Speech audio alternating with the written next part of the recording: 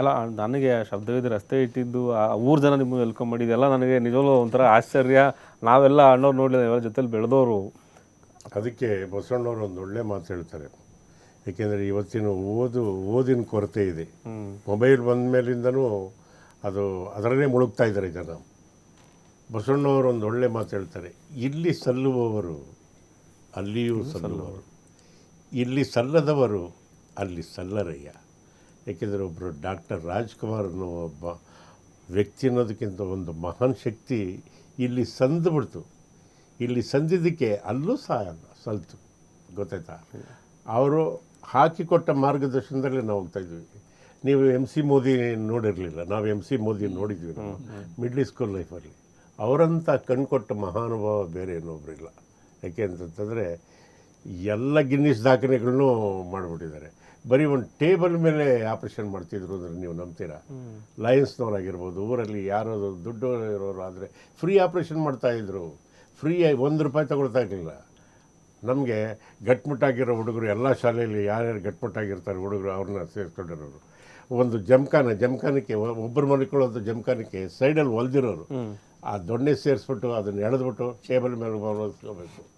5 ರಿಂದ 6 ನಿಮಿಷ ಬೇಡ, 7 ನಿಮಿಷದಷ್ಟೊತ್ತಿಗೆ ಒಂದು ಆಪ್ರೇಷನ್ ಆಗಿದ ತಕ್ಷಣ ಮತ್ತೆ ಅದಕ್ಕೆ ತೊಗೋಬೇಕು, ಎತ್ಕೋಬೇಕು, ಕರ್ಕೊಂಡೋಗಿ ಮಲಗಿಸ್ಬೇಕು, ಮತ್ತೆ ಬೇರೆಯವ್ರನ್ನ ಮಲಗಿಸ್ಬೇಕು. ಈ ಥರ ಸೇವೆ ಮಾಡಿದ್ವಿ ನಾವು. ನಮಗೆ ತುಂಬ ಅಟ್ಯಾಚ್ ಆಯ್ತು ಇದು. ರಾಜ್ಕುಮಾರ್ ನೇತ್ರದಾನ ಮಾಡಿದ ತಕ್ಷಣ ಏನಾಯಿತು ಅಂದರೆ ಒಂದು ಪವರ್ ಸಿಕ್ಕಂಗಾಯಿತು, ನಮಗೊಂದು ವೇದಿಕೆ ಸಿಕ್ಕಂಗಾಯಿತು.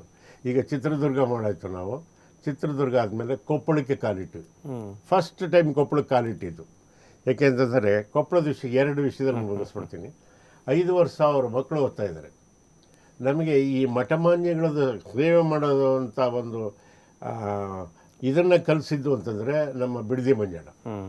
ಗೊತ್ತಿದ್ದ ಸರ್, ಬರೀ ನಾವು ಇಷ್ಟೇ ಮಾಡ್ತಾ ಕೂತ್ಕೊಂಡ್ರೆ ಸಾಕಾಗಲ್ಲ ಸರ್, ಬನ್ನಿ ಸರ್ ಒಂಚೂರು ಸಿದ್ಧಗಂಗೆ ಮಠಕ್ಕೆ ಮಾಡೋಣ ಅಂತ.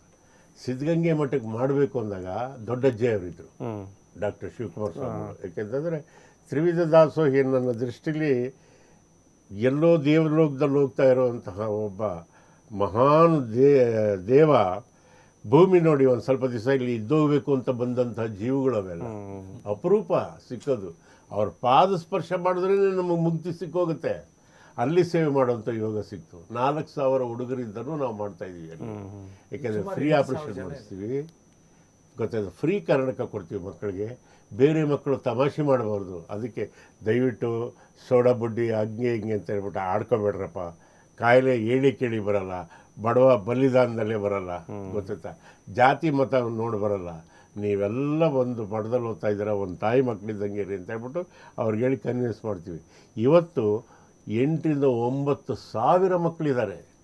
ಅಷ್ಟಕ್ಕೆ ಕೆಲವರು ನಮಗೆ ಒತ್ತಡ ಹಾಕಿದ್ದಾರೆ, ನಾವು ಫ್ರೀ ಔಷಧಿ ಕೊಡ್ತೀವಿ ಅಂತ ಎಲ್ಲೂ ಹೇಳக்கூಡದು ಬಾಯ್ಬಿಟ್ಟು ಅಂತ ಎಲ್ಲರಿಗೂ ಗೊತ್ತಿದೆ.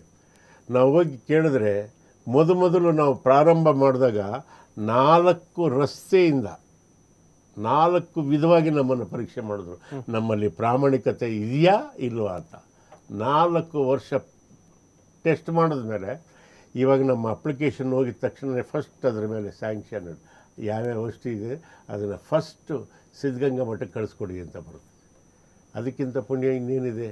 ಯಾರೋ ಕೊಡ್ತಾರೆ, ನಾವು ಪೋಸ್ಟ್ಮ್ಯಾನ್ ಕೆಲಸ ಮಾಡ್ತೀವಿ ಅಷ್ಟೇ. ಅದು ಬಿಟ್ಟರೆ ಬೇರೆ ಇನ್ನೇನಿಲ್ಲ. ಅದನ್ನು ಮಾಡ್ದಲ್ಲೇ ಇದ್ದರೆ ಜೀವನಕ್ಕೆ ಇಷ್ಟು ವರ್ಷ ಆಗಿ ನಾವೇನಾದ್ರು ಯಾಕೆ ಇಷ್ಟು ವರ್ಷ ಆದರೂ ಚೆನ್ನಾಗಿದ್ದೀವಿ ಅಂತಂದರೆ ಯಾವುದೇ ಪ್ರತಿಫಲ ಅಪೇಕ್ಷೆ ಇಲ್ಲ. ದೇವರು ಕೊಟ್ಟಿರೋ ಭಿಕ್ಷದಿಂದ ನಾವು ಚೆನ್ನಾಗಿದ್ದೀವಿ, ಒಳ್ಳೆ ಕೆಲಸ ಮಾಡ್ತಾಯಿದ್ವಿ. ದೇವರು ಏನು ಕೊಡೋದು ಬೇಡ, ನಮಗೆ ಆರೋಗ್ಯ ಒಂದು ಕೊಟ್ಬಿಟ್ಟಿದ್ದಾನಲ್ಲ, ಅದಕ್ಕಿಂತ ಮಹಾಭಾಗ್ಯ ಇನ್ನೊಂದು ಇಲ್ಲ ಸರ್ ನನ್ನ ದೃಷ್ಟಿ ಒಳಗೆ. ಹಾಗಾಗಿ ಈಗ ಕೊಪ್ಪಳಕ್ಕೆ ಕಾಲಿಟ್ಟಿದ್ದೀವಿ. ದೊಡ್ಡವರಿದ್ದಾಗಲಿಂದ 26 ವರ್ಷದಿಂದ ನಾವು ಸಿದ್ಧಗಂಗಾ ಮಠದ ಮಾಡ್ಕೊಂಬಂದಿದ್ದೀವಿ.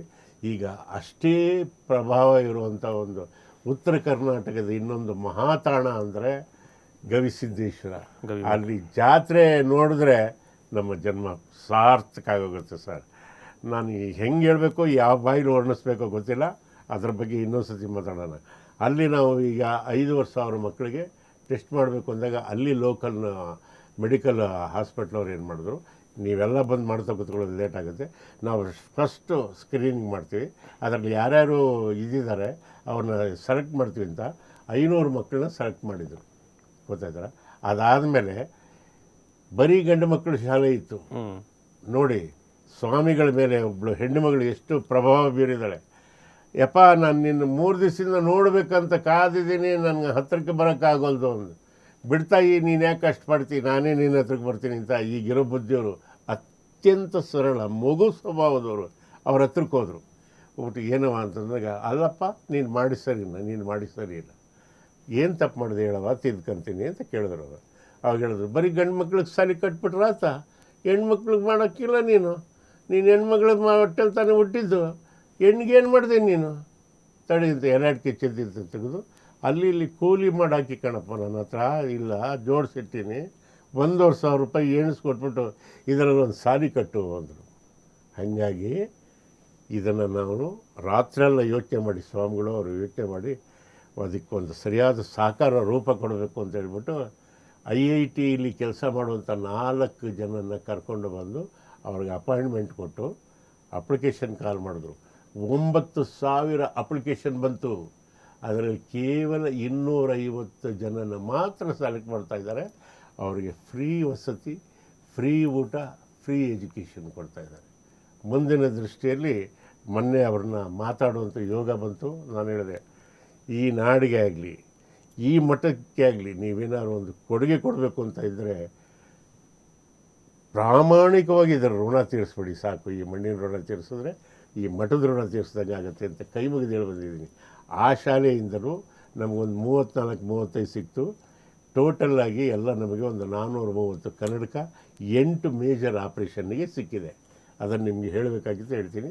ಇದಕ್ಕೆ ಪ್ರೇರಣೆ ಯಾರು ಅಂದರೆ ಅದರಿಂದ ಒಂದು ಮಹಾಶಕ್ತಿ, ಆ ಶಕ್ತಿ ಹೆಸರೇ ಡಾಕ್ಟರ್ ರಾಜ್ಕುಮಾರ್.